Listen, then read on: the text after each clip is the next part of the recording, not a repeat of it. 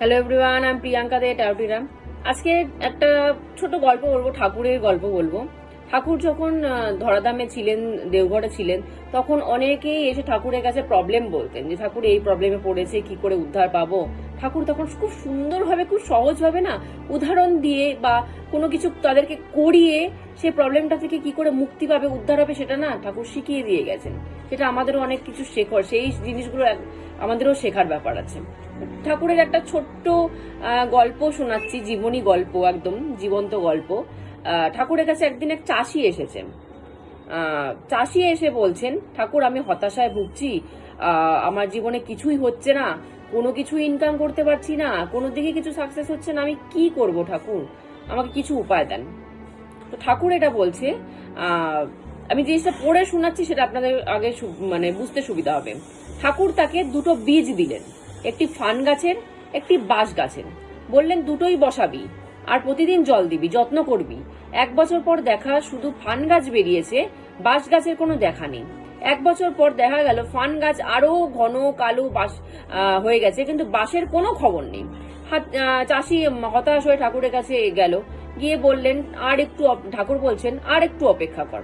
2য় বছর, 3য় বছর, 4র্থ বছর একই অবস্থা।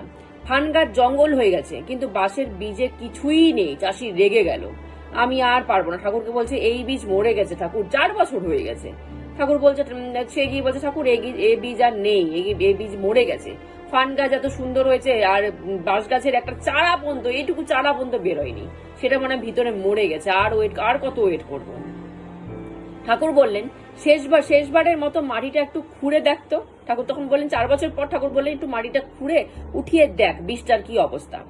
চাষি খুঁড়ে দেখলো মাটির নিচে বাঁশের বীজ থেকে বিশাল বিশাল শিকড় তৈরি হয়েছে, চারদিকে ছড়িয়ে গেছে। ঠাকুর বললেন দেখলি বাবা, ফান গাছ উপরে বড় হয়েছে তাড়াতাড়ি, কিন্তু তার শিকড় অল্প, কিন্তু একটুতেই ঝরে পড়ে যাবে সে। আর বাঁশ গাছ 4 বছর ধরে কেউ দেখতে পায়নি, কিন্তু ভেতরে ভেতরে সে ভিত তৈরি করেছিল। এবার দেখ কি হয়। 5ম বছর, মাত্র 6 মাস বয়সে 80 ফুট লম্বা হয়ে গেল। 5 বছরে বাঁশ গাছটা 80 ফুট লম্বা হয়ে গেল। তখন ঠাকুর বললেন বাবা, তোর জীবনটাও এই বাঁশ গাছের মতো। যখন মনে হচ্ছে কিছুই হচ্ছে না, তখন আসলে ঠাকুর ভিতরে ভিতরে তোর ভিত মজবুত করছেন। ফান গাছের মতো তাড়াতাড়ি বড় হলে তাড়াতাড়ি ঝরে পড়বি। সময় লাগছে, মানে তুই বাঁশ হচ্ছিস, অনেক উঁচুতে যাবি বলেই তোর ভিত তৈরি হচ্ছে। মানে কতটা শেখার জিনিস আছে যে আমরা কোনো কিছুই আমরা তাড়াতাড়ি পেতে চাই, রেজাল্টটা আমরা তাড়াতাড়ি পেতে চাই। আমাদের ধৈর্য সহ্য আমাদের খুবই কম। আমরা না ধৈর্য রাখতে পারি, না সহ্য করতে পারি, ওয়েট করতে পারি, কিছুই করতে পারি না। আমরা মনে হবে যে এখনই একটা গাছ পুঁতলাম, পরের দিনই সেটা দিনই শিকড় বেরিয়ে যায়। আমরা সেটাই চাই, এখনই করবো তো এখনই ফলটা আমার এখনই লাগবে, ফলটার জন্য আমরা ওয়েট করতে পারি না। কিন্তু ঠাকুর সেই জিনিসটাই দুটো গাছের মাধ্যম দিয়ে বুঝিয়ে গেছেন যে ফান গাছ লাগানোর কিছু মাস পর থেকেই সে চারা বেরিয়ে যায়, ছোট ছোট আস্তে আস্তে বড় হতে থাকে, ঝোপ জঙ্গলে পরিণত হয়ে যায়, বড় হয়ে যায়। কিন্তু এটা বাঁশ গাছ তৈরি হতে 5 বছর লাগে। কিন্তু 5 বছরে আমরা মনে করি যে 5 বছর আগে একটা গাছ লাগিয়েছিলাম, এখনো হয়নি, সে আর হবেই না। কিন্তু 5 বছরে সে ওপরে তৈরি হয় না, সে মাটির ভেতরে তার ভিতটা শক্ত করতেই 5 বছর টাইম লেগে যায়। কিন্তু ফান গাছ কি হয়, ফান গাছ ওপরে বড় হয়ে যায়, মাটির ভিতরে তার ভিতটা কম, সে মাটির ভিতরে অল্প ভিত হয়ে ওপরটা বড় হয়ে গেছে। কিন্তু বাঁশ গাছের কি হয়েছে, 5 বছর সে শুধু মাটির ভিতর ভিত জমিয়েছে, সে শক্ত করেছে মাটিকে শক্ত করে ধরেছে। তারপর 5 বছর পর সে বাড়া শুরু করেছে। ঝড় আসলে কি হবে, ফান গাছটা যেটা উপরে জঙ্গলে আছে সেটা এক ঝড়ে একটা ঝাটকাই সে উপরে পড়ে যাবে, কিন্তু বাঁশ গাছ কিন্তু উপরে পড়ে না। আমরা এটা দেখি যে বাঁশ গাছ যতই ঝড় হোক না কেন, বাঁশ গাছ কিন্তু আজ পর্যন্ত আমরা পড়তে দেখিনি। বাঁশ গাছকে অনেকে কেটে ফেলে, উপরে ফলে, কিন্তু একার থেকে যে ঝরে পড়ে, বাঁশ গাছ কিন্তু একার থেকে ঝরে পড়ে না। কেন? কারণ তার ভিত শক্ত, সে মাটিকে শক্ত করে ধরে রেখেছে, এই জন্য সে উপরে পড়ে না। আর যে মাটিকে শক্ত করে ধরে রাখতে পারে না, সে কিন্তু সহজেই উপরে পড়ে। ঠাকুরের আরেকটা গল্প আছে, আমি একসাথে বলে দিচ্ছি। ঠাকুর একজনকে একদিন বলেছিলেন বট গাছ হবি। বট গাছ দেখেছিস? বট গাছের মাটির ভেতরে যতটা শিকড়, ওপর দিক থেকে শিকড় বড় হয়ে যাওয়ার পরেও সে শিকড় নামিয়েছে, শিকড় নামিয়ে সে মাটিকেই ধরে রেখেছে। ভেতর দিক থেকে তো সে মাটিকে ধরেছেই, বড় হয়ে যাওয়ার পরেও সে শিকড় নামিয়ে মাটিকেই ধরে রেখেছে। কোন ঝড়ঝাপটা আসবে, কোনোদিন দেখেছিস বট গাছ পড়ে গেছে? কোনোদিন শুনবি না। অন্যান্য গাছ পড়ে যায়, কিন্তু বট গাছ কিন্তু পড়ে না। ঠাকুর বলছেন যে তোমাদের জীবনটা জানি বট গাছের মতো হয়। বট গাছ মানে হচ্ছে তোমরা জানি ভিতটাকে শক্ত করে ধরে রাখো। ভিত মানে ঠাকুর। ঠাকুরকে তোমরা যদি শক্ত করে ধরে রাখতে পারো, তোমাদের কোনো ঝড়ঝাপটা এসে তোমাদেরকে বাড়ি মেরে ফেলে দিতে পারবে না। তোমাদেরকে একটু হালকা নাড়াতে পারবে, কিন্তু বাড়ি মেরে ফেলতে পারবে না। আর একটা জিনিস ঠাকুর বলে গেছেন যে মানে যারা অনেকে প্রবলেম নিয়ে আসতেন ঠাকুরকে, ঠাকুর এভাবে তাদেরকে বোঝাতেন জিনিসগুলো, যে কোনোদিন দেখেছিস যে ঘাসে কোনোদিন কেউ মানে ঝড় এসে ঝাপটা মেরে ঘাসকে উপরে ফেলেছে? অনেকে বলছে না দেখিনি। ঘাস তো ছোট ছোট হয়, তার আর ঝড় লাগবেই কি, সে আর উপরে পড়বেই কি? তো ঠাকুর বলছেন কেন লাগে না জানিস, তারা ছোট ছোট জিনিসে কখনো হাওয়া বাতাস ঝড় ঝাপটা লাগে না। তুই যত বড় হবি তখন ঝড় ঝাপটা বাতাস লাগবে। তো তোর লাইফে প্রবলেম আসছে মানে তুই বড় হচ্ছিস, তুই আর ঘাস নেই। ঘাসে কোনো সময় ঝড়ঝাপটা লাগে না, তোর লাইফে কোনো ঝড়ঝাপটা নেই মানে তুই ঘাস হয়ে আছিস। মানুষের পায়ে মানে পা পিছলেই পা যদি একবার পাড়া দেয় তাহলেই শেষ হয়ে যাবি। কিন্তু তুই যদি বড় হোস তখন ঝড়ঝাপটা লাগাতে শুরু হবে। তখন ঝড়ঝাপটা লাগছে মানে তুই বুঝতে পারবি তুই আস্তে আস্তে বড় হচ্ছিস। কিন্তু বড় হয়ে লাভ নেই।